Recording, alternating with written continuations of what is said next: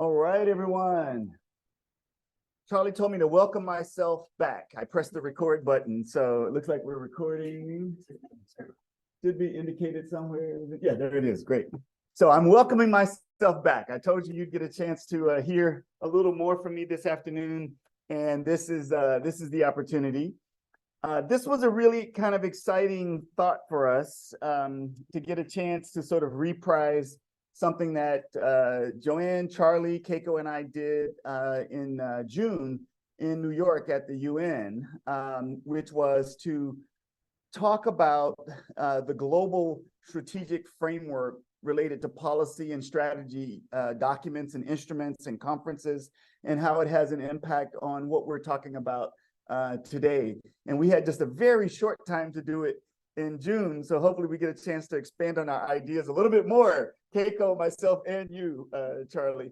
So what I want to talk about a little bit is this long title, Facilitating Implementation of CRPD Article 30, CRC Article 31, and the Sustainable Development Goals for youth through inclusive sailing programs. That's a lot, right?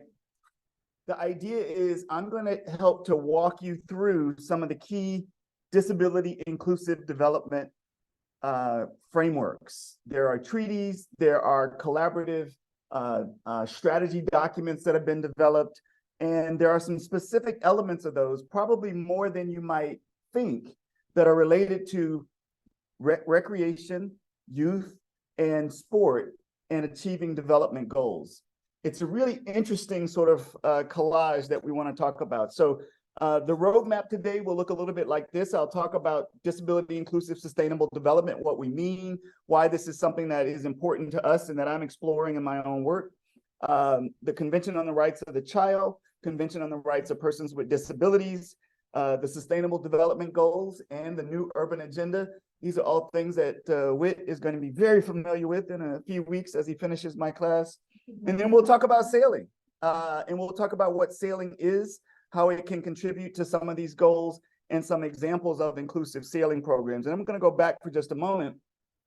I didn't get a chance to go into all of this detail this morning. So if you look at my multifaceted roles across campus, to me, this is exactly where I want to be spending my time. And Beth interviewed me a couple of years ago now about what did I want to do next. And this is what I wanted to do next. This is the sweet spot. This is exactly what I want to do. So my department here on campus is Environment, Development, and Health. That's one in the Cogburn School of Business. Information Technology and Analytics Environment, Development, and Health in the School of International Service. We have departments now, Griselda, no longer programs. We have real departments. And the Department of Information Technology and Analytics in the Cogburn School of Business. So those two things I bring together, the role of information technology, environment, development, and health. So first, let's talk about disability inclusive sustainable development and what are the implications for youth. So how many of you recognize this gentleman, Amartya Sen? I know you do. I know you probably do. So he won the Nobel Prize, and I think it was 1996 or 98, something like that. For what? What did he win the Nobel Prize for? Does anybody remember? It's in economics, absolutely. Oh, is it on the? So I give hints. I'm scaffolding. I'm scaffolding. So he wrote this book, Development as Freedom, which really sort of turned the development world on its head in many ways. Prior to Sen, economic development really focused on GDP, gross domestic product, numbers about production. And what he was able to say is, really, that's all important. It's absolutely important. But what we really should be thinking about are how societies open up opportunities for freedom, choices, where you go to school, where you live, where you, where somebody, we were talking earlier, if you have social activities or friends, where you can take transportation and so forth. So development as freedom. So if you develop a whole series of measures around freedoms that are possible in a country, that country has more development than a country that is so limiting in terms of choices and where you go and so forth. So this idea of development as freedom was huge. And it's really important to a lot of people in the disability community because that idea, when you start thinking about cities and spaces and buildings, courses, is do you have the option, the freedom to be able to go in that direction or not?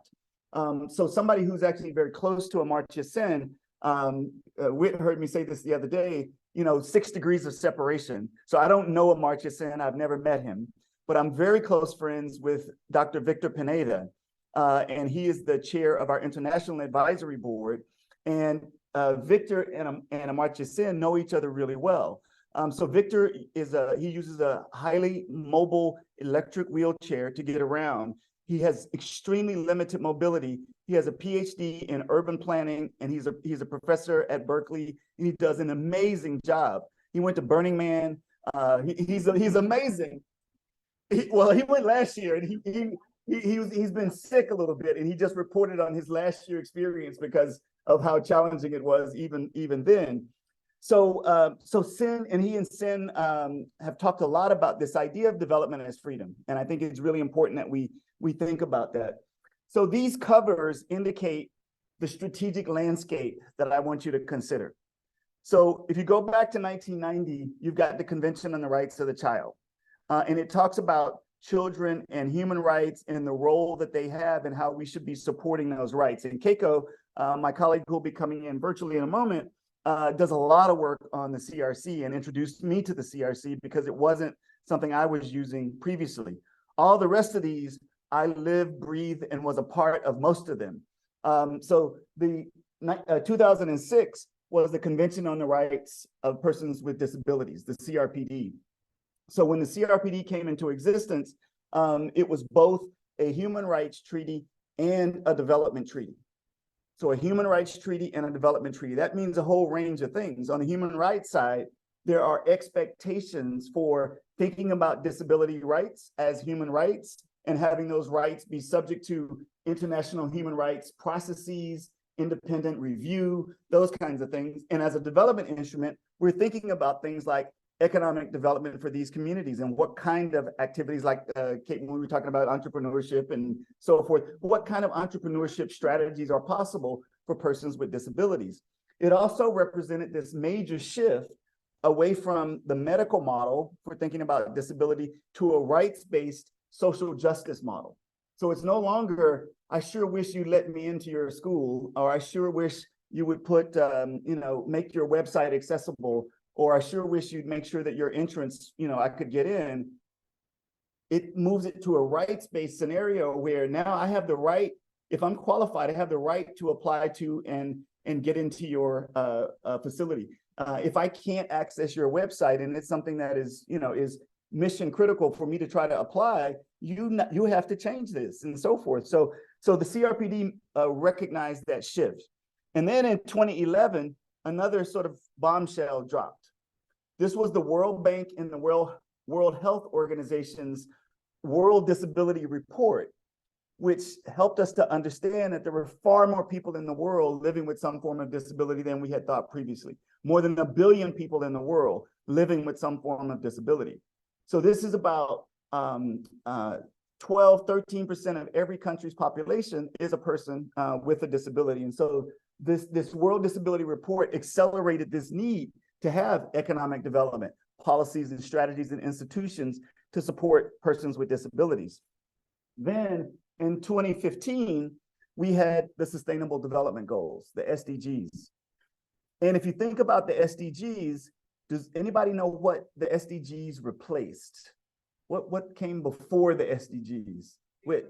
The Millennium Development Goals. The Millennium Development Goals. I'm going to quiz Whit a little bit. Whit, what was so the Millennium Development Goals were trying to alleviate poverty. There were 8 of them, 8 or 6, 8, I think. And so what was the main deficiency in the Millennium Development Goals? That they did not mention a single time any sort of inclusivity or like rights for disabled people. Correct. So here you have a global strategic, he's doing great. Extra credit, extra credit. So here you have this global strategy for eradicating poverty and development We have this other report that just told us there's 1 billion people in the world, about 13% of every country's population, and no mention of disability. Had no chance of success. So in 2015, when the SDGs came out to say, okay, for the next 15 years, from 2015 to 2030, let's focus on these now 17 sustainable development goals, but let's really dig down deep and make sure that there are enough references and strategies for persons with disabilities that are included. Now, again, these things don't just happen. The disability community organized and engaged in this process and made sure there was that kind of language that was there. And then finally, in 2016, in Quito, Ecuador, there was Habitat 3, the UN Conference on Housing and Sustainable Urban Development. Really exciting. And this conference only takes place every 30 years. These conferences, are laying strategies, big strategic frameworks. And one of the key things that came out of the new urban Habitat 3 was the new urban agenda, which had substantial references to persons with disabilities. So as the UN and the global community around this area started thinking about what do we do with cities as migration is increasing into cities, how do we make sure that those cities and all the infrastructure and all the systems in those cities are as accessible as possible? And that was this new urban agenda.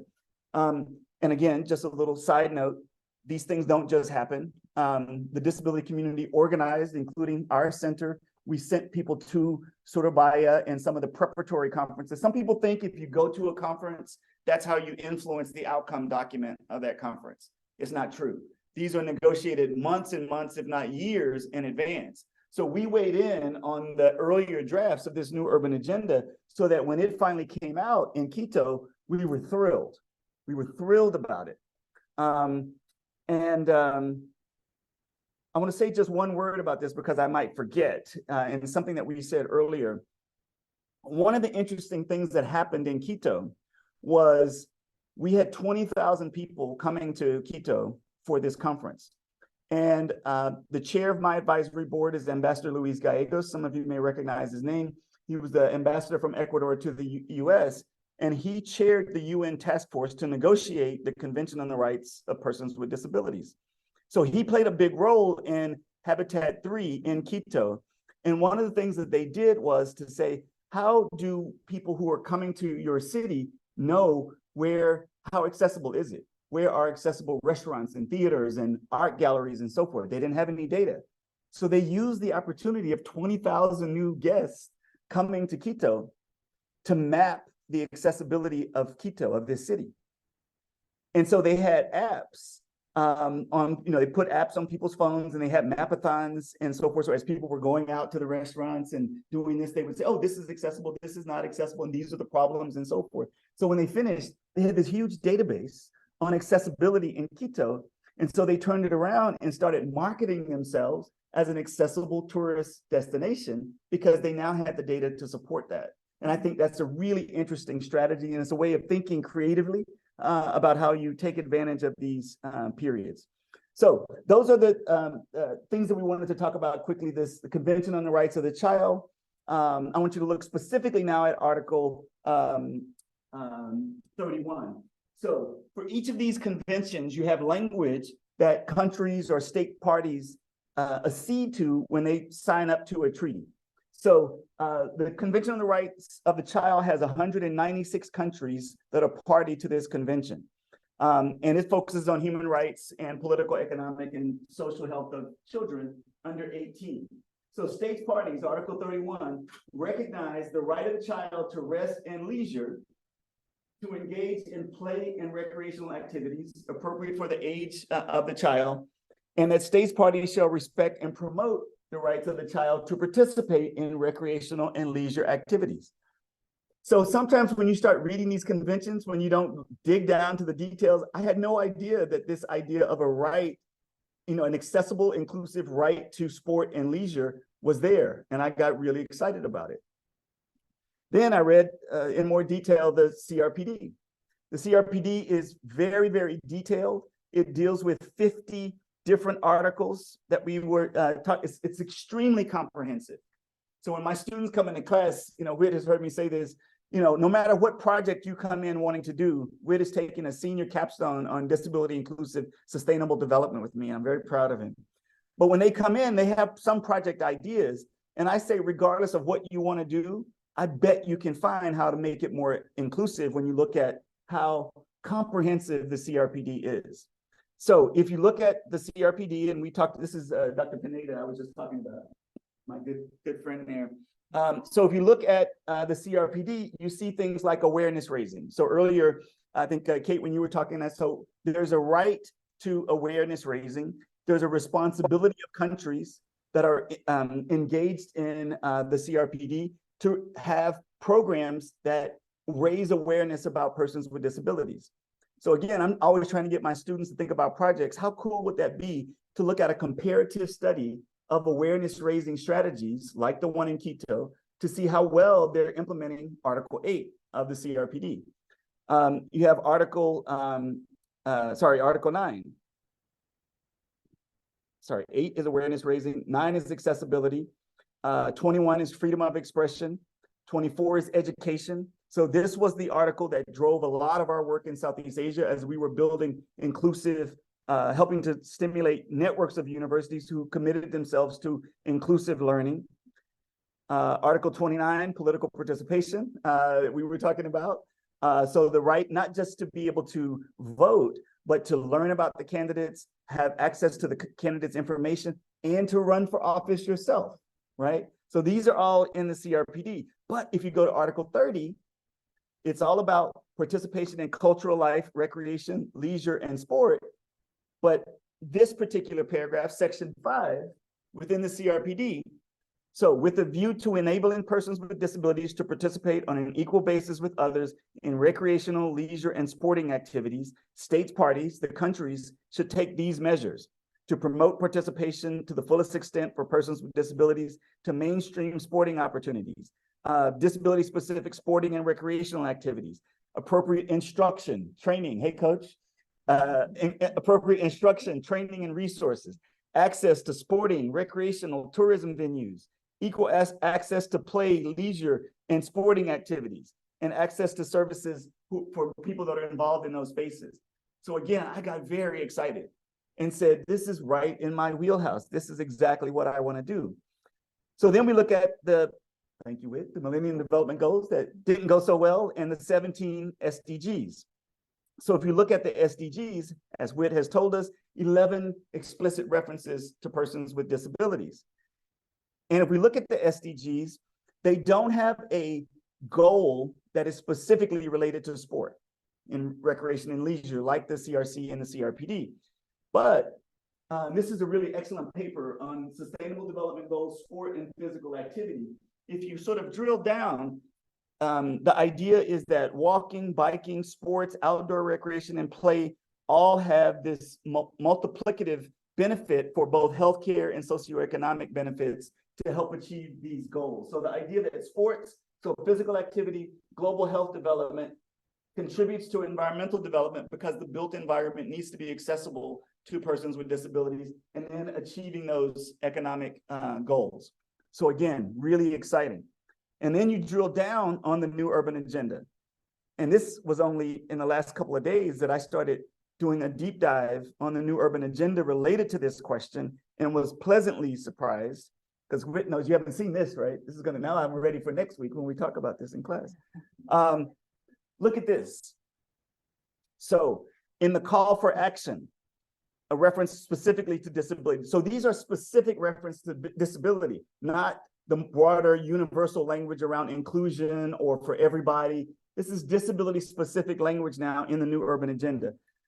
So paragraph 20 on discrimination, under the transformative commitments around housing, access to infrastructure, access to cities and local governments, references. Under urban prosperity for all, under collaboration, employment, spatial mapping and development and transportation.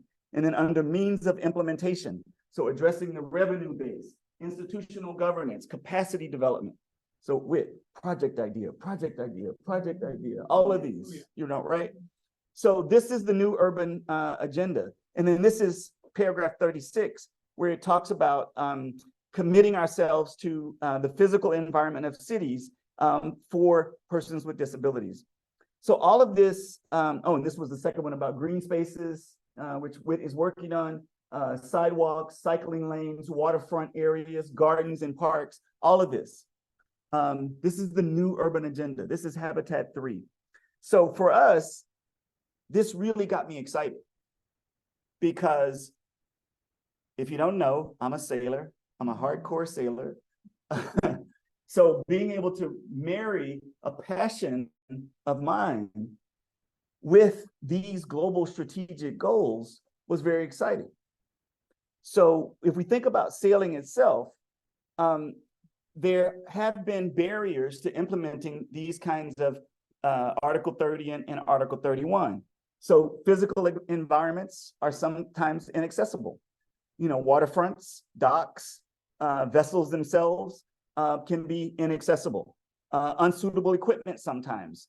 The additional cost that people perceive of having to retrofit your space, your environment, your boats to be able to be as accessible as possible. Additional concerns about safety. People saying, I don't want to do this because now I'm worried about the safety issues, which we're always worried about safety, but people will raise an additional set of concerns around safety for persons with disabilities. Many trainers and coaches that lack disability-specific knowledge, lack of accessible information, training materials, and so forth. Attitudinal barriers, people who are overprotective or judgmental. We were talking about this the other day.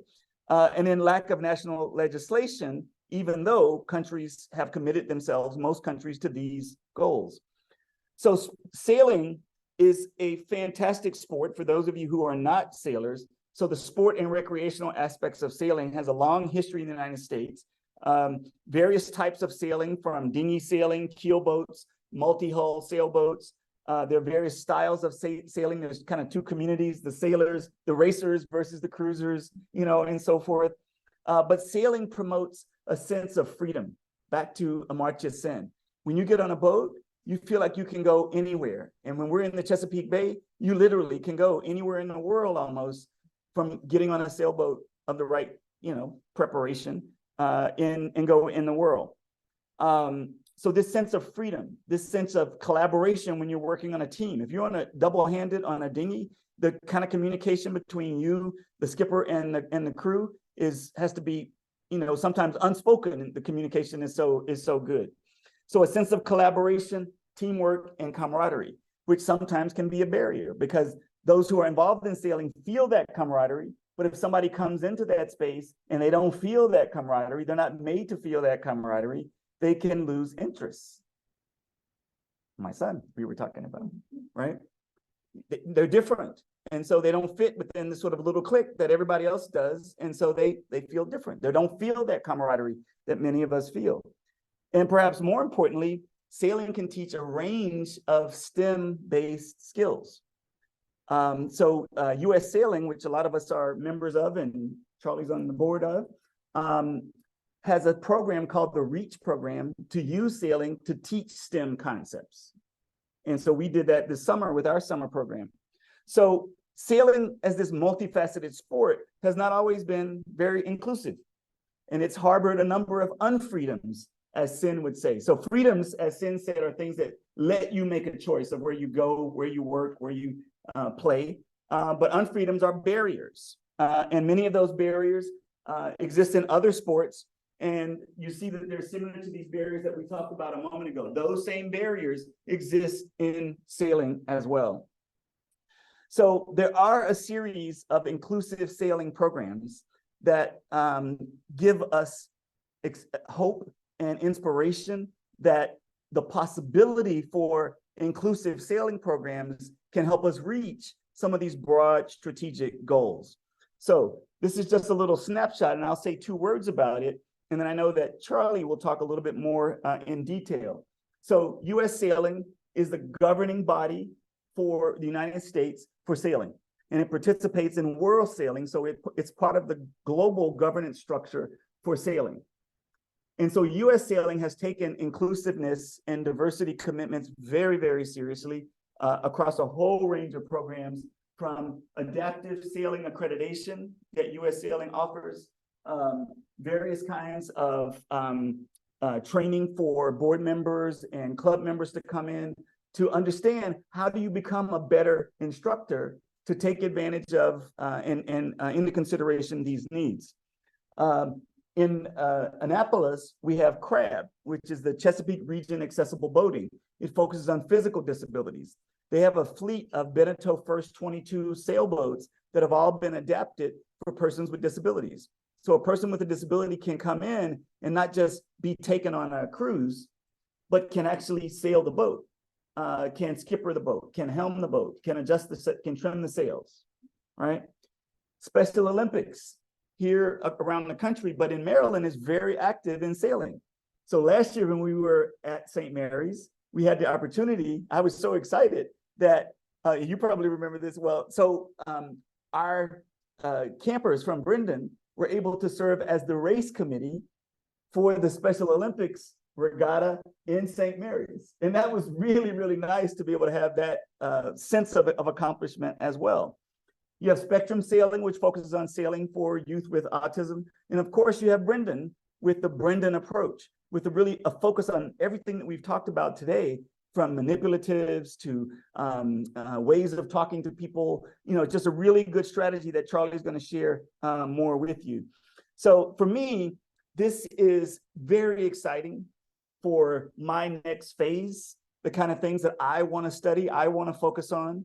I have a few more that I want to talk about as well. So Kate and I talked briefly about AI, for example. I do a lot of work in AI, and some of the things that I heard today, I think would be really interesting to do some studies. And Alita, I know you have a colleague as well, and but I'm doing a lot of work in that space, and so I'd love to talk about that. Alita's on my advisory board as well, so I'm really excited what we can talk about. But to me, the idea of these kinds of strategies to achieve these global policy objectives get really, really exciting. And somebody this morning, and I can't remember who it was, if it was Kate or it must have been you, Kate, about when you can do something that is exciting to you, that changes the dynamic, tremendously. So if you can experience the things like sailing and that freedom that comes with that and still achieve some of these objectives, it's a very, very exciting time, I think. So those are some of the ideas I wanted to share, and I want to see if you have any questions or comments. Yes.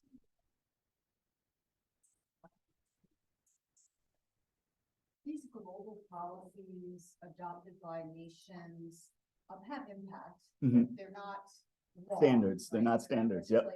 Yep.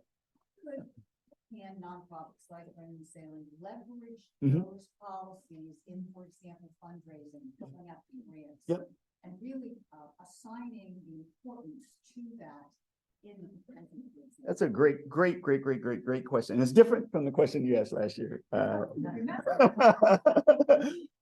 So you're absolutely right. These in themselves are not law. But what happens is when a country signs and ratifies a convention, it signals an intent to align national law with the spirit of the convention. So some countries, like the US, tends to have a policy in its treaties not to sign, well, let's not talk about the CRPD, but we'll come back to that. But generally, the US has a policy not to sign a treaty until they've conducted the review to see if the national legislation is in line with the treaty. If not, they try to put the things in place and then sign it.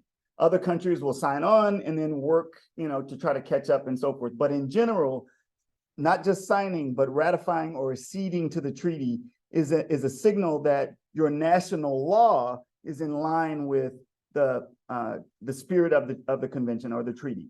You can have reservations and declarations and so forth, but in general, that's the idea. So if a country has acceded to one of these conventions, the idea is that their national law either is or will be made to be in line with this. So you can keep that in mind. But the broader question is, particularly, let's look at something like the SDGs. And I'm going to come back to it. So if you have, we think about these as global grand challenges. And with the grand challenge and the kind of grand challenges that have been posed in scientific communities has been, you have a problem that stubbornly defies societal solution, but it's an important societal goal. How can you get all of these organizations, nonprofits, for-profit, public sector, private sector, local governments, all kind of pulling together in the same direction? So the fact that you have now something like, these clear 17 SDGs, and each of these SDGs, what's really nice about it is that you have goals, and then you have targets and indicators for each one. So ideally, Joanne, a project that wanted to move the needle on one of the targets of goal 11 could be referenced very explicitly in a proposal to say, our project is going to try to address, and then in our case, Article 30, Article 31, of this, and to try to help the US meet those objectives, or our partners, around the world, different things like that. It's a signal that you're moving with other partners, public sector and private sector, towards achieving those goals. And it should assist that process of fundraising in that area. So maybe No. maybe the rest is to put a little repository together for some of the different sports and language that should be incorporated in proposals for any entities. Yeah. Quite an interesting project. Yeah, sounds fantastic. I think here, and then Alita. Yeah. I was just going to comment on that because I work on the other side of my other life, work on the other side in other countries, but there are coalitions of groups that are pushing for these, and so being part of those kinds of efforts can help, shed light on it. There are donors who are trying to help demonstrate that, and so they aggregate up the project. So Rockefeller, Ford, some of those others might be specifically trying to support those kinds of things, and so it can go to move it, because there's both pushing for the legal aspect, there's just doing it, there's pushing the country to align the legal issues, and then there's also keeping tabs on how well they're doing. That's a monitoring that and keeping them honest to fulfilling it. And part of that is next week, you have the start of the SDG summit in New York related to the UNGA, the UN General Assembly. So these things are at the highest level of national governments and so forth, and that idea of trying to pull people together. So Alita. I have a similar comment, so I'm good. Yeah, but that push and pull aspect, I think, is really, really important, and using this as kind of a bully pulpit, so to speak, or, something to say, you might not be bound by law, but you've signed this treaty, or you've signed onto this strategic framework. So let's see some action, that's there. And it gets a little bit more specific in the case of the CRPD. So one of the things I like about the CRPD, again, it's a development instrument and a human rights instrument. So every country that has acceded to the CRPD has a responsibility to produce a state report. Now, I do big data analytics and text mining, and so all these state reports are just wonderful fodder for me as data. But those countries have to produce a comprehensive report on how well they're doing on all of these aspects of the CRPD, all of them. And it's not the kind of case where they produce a report and just submit it, and then it goes and sits on the shelf. They have to go to Geneva and present it and then defend it. And so it's a big deal. NGOs can also write shadow reports. So the country reports are comprehensive, trying to, hopefully be as objective as possible. But an NGO can write a shadow report on Article 30 in any of the signatory countries and say, you really haven't done anything in this space. Look at what you agreed to and look at what you've actually done. And that shadow report, because it's a human rights instrument as well, and the human rights, so the development side of this is monitored in New York by UNDESA, the Department of Economic and Social Affairs. The human rights part of this is monitored in Geneva by the Office of the High Commissioner for Human Rights. So those reports all go to Geneva and to the expert independent committee on the rights of persons with disabilities. Any shadow report that they get, they put right alongside the state report and make it available to the world. So that shadow report, and so I'm trying to get some of my students, wouldn't that be a cool project? Your capstone is a shadow report sitting on the Office of the High Commissioner for Human Rights. Wow. So you could do that to try to really drive this point home that you haven't done what you said you're going to do. I see Whit, your hand was up. You've somewhat answered my question, so feel free to like skip around parts that you've already talked about. But I was going to ask, the nature of this presentation is all about how we can take this one activity and we can apply it to this one point on this one goal. Mm-hmm. And that is on like almost like a microeconomic understanding of how we can reach these goals. But then obviously these nations and the NGOs produce these macro level reports. And so what work still needs to be done to connect each organization that's doing its individual parts that build towards the goal? Like, how can we connect those and then decide we've done this together, or we've achieved? So that would be this meso level activity, right? And somebody asked earlier when our colleague, she's gone now, was speaking about, say, in Maryland, was there, I think you were asking, is there any connection between these organizations? Because you need that connective tissue. So a lot of what I've done over my career is build things called collaboratories, where people, and it's gotten so much better with all the technologies now. Everybody knows how to use Zoom and web conferencing, whereas before people said they didn't want to use it. So the fact that that would be a good project activity. So in the US, and Charlie and Joanne, everybody can tell us a little bit. So if you go look at this list of related sailing organizations, inclusive sailing organizations, I know Brendan and Spectrum do some work together. Both kind of have a national profile and sort of are collaborating. US Sailing kind of comes into that. CRAB is not that connected with any other organizations that I know of. Special Olympics probably, all of their regattas are probably connected in some way, but that's just in the US. So you could see why there could be better collaboration amongst these organizations, sharing language, working on bigger projects and so forth, and then working internationally. Sailing is not a US sport, it's global. And so this could be something, in Singapore, I was in Singapore a couple of years ago, big sailing, scene in Singapore, so, that would be a really interesting project. Somebody should do that. Can you slide 4 boxes and one was urban, the last one? This one. Oh, the first one. Maybe. Yep. This one. The new urban agenda. Okay. I used to work for a mayor. I used to work for state. Mm-hmm. I used to work for the State Department of Natural Resources.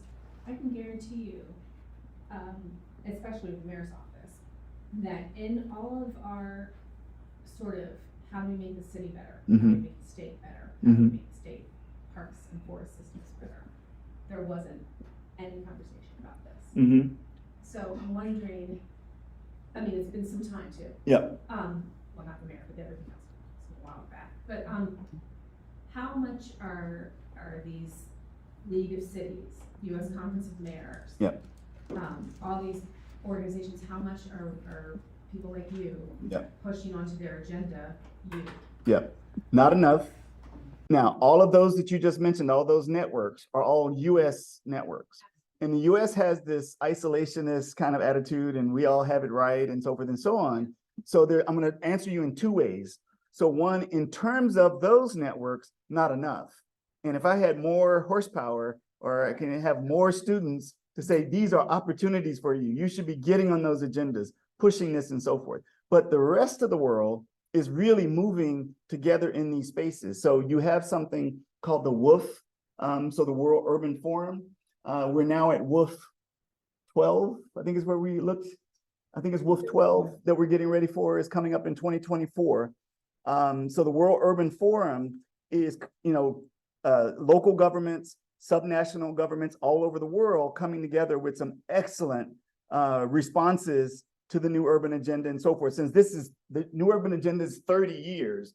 So now you have these other kind of checkpoints, and the WOOF is one of those. So that's one that I have engaged with, is the World Urban Forum. Then there's this thing that has this horrible acronym, and it's called it's like UGLI. It's not ugly, but it's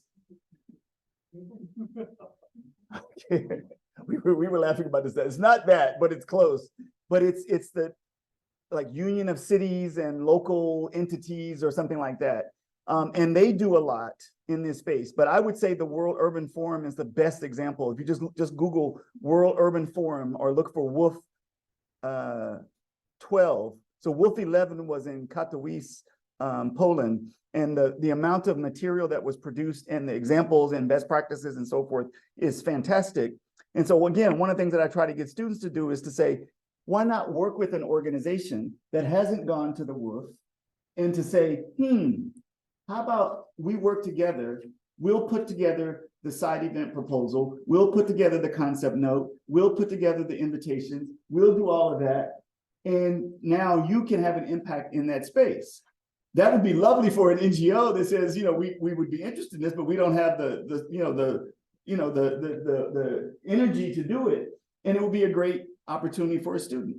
So I had a student do that a couple of years ago, worked with an organization in South Africa, pitched the World Urban Forum, a side event at the World Urban Forum. In her project, she did it. She put all those pieces together. The organization in South Africa hired her and moved her to South Africa. So, I mean, I think these kinds of possibilities are real if we can keep. So the reason I think this framework is so important is not that it's a legal framework, but it's pulling people in the same direction and getting us to sort of focus our attention on key areas, I think. I work in that space with cities and mayors, Uh-huh. what I do, and we're not there. I work Yeah. in culture facilities and museums, so we're nowhere close. Yeah. So what can I do now? What can you do now at the micro level to contribute? Absolutely. So I would say awareness is always so important. And I'd love to be happy to talk more about this because that subnational level, so mayors, so governors, mayors, city councils, all these, those are all areas that are ripe for these areas because there's so many ideas that are here of projects that you could do and that you could get people excited about and motivated around and so forth.